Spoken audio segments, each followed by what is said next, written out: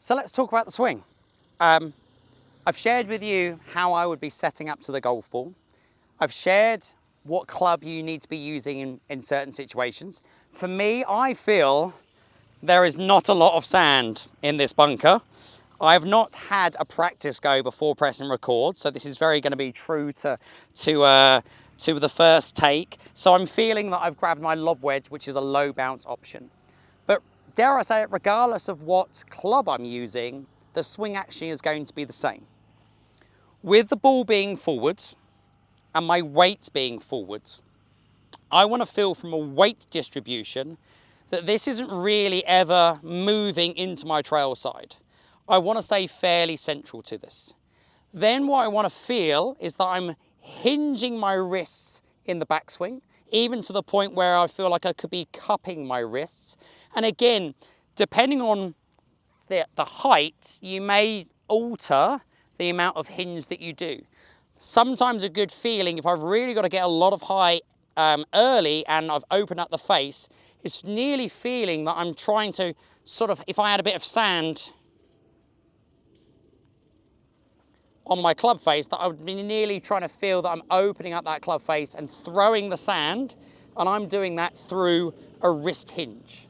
But generally speaking, if I'm going to hit a normal bunker shot, I can feel that I can turn my chest a little bit and feel that I get that club shaft quite vertical quite early. The key now is getting rid of those angles. We do want to feel that we're hitting sand first. I want to feel the club head passing the hands as early as I really realistically can in the bunker. And I want to feel two things in the follow through. One, that the face is still facing towards the sky or towards me, because we don't need that rotation like we'd see in a full swing. The second thing, which I think is a really good cue to think about every bunker shot, regardless of the distance, get the club head to finish above your head. Because that's going to, I was nearly going to say guarantee there, nearly guarantee enough speed in this bunker shot. Soon as your club is entering the sand, it's going to be met with resistance, friction. It's going to slow down. If you're trying to hit a shot and getting maybe, dare I say, a little bit too cute, then you are going to lose speed, you're going to de-accelerate, and we're not going to get the momentum that we need to carry this ball out of the bunker. When I'm in a bunker, just the worst place that I want to hit my next shot is the same bunker. So really try to feel that you are getting yourself out of the bunker first time. If it means that you're on the green but quite far away from the flag, I think that's still a better option than having your next shot in a bunker. So the length of backswing is going to help me to dictate the length of the shot, but my follow through, regardless if I was doing a short bunker shot, medium or long, I try and keep it exactly the same. So pressure's forwards. Obviously I've got my setup position. I'm going to hinge the wrist and then try to unhinge the wrist early.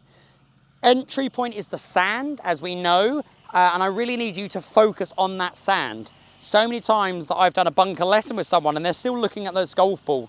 I'm not trying to hit the golf ball. I am trying to hit behind the golf ball, and I will come into the next video how you can do and practice that.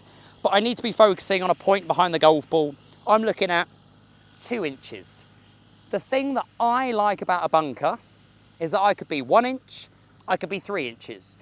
If I've got enough speed through the shots, I'm getting out of the bunker. There's so much room for error. If I'm on the fairway and I'm 1 inch behind the golf ball, I've hit it fat. If I'm 3 inches behind the golf ball, I'm really fat. But there is that room for error with a bunker shot. So, hinge, unhinge, sand, face towards the sky, club head above your head. If you just stay in those simple thoughts, I think you'll get more success. Now, the problem is that I want to do a demonstration to highlight that everything I've talked about is correct. And I've not practiced a bunker shot yet. And I've got this on camera and I won't edit it. So it is what it is. I'm going to go for the back flag because that first flag is terrifying. And this is quite a longish lip. So, set up, we've covered. Weight forward, open face, nice and low. I'm then going to hinge, unhinge, and finish with the club pointing towards you with the camera and above my head.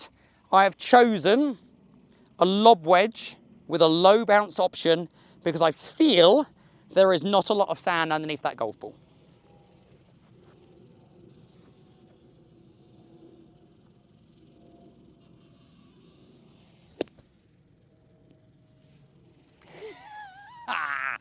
Am I going to record it? No, I'm not. I'm just going to do another shot. Wow, didn't have enough power.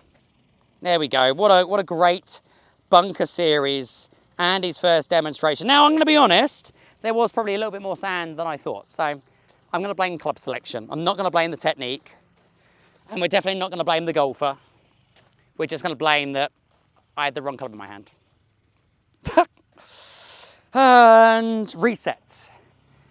So, try that again, shall we? Nobody's perfect. I just like to be relatable. Okay, well, this club has been sitting on this side behind the camera, and it's bloody hot now. Right, take two.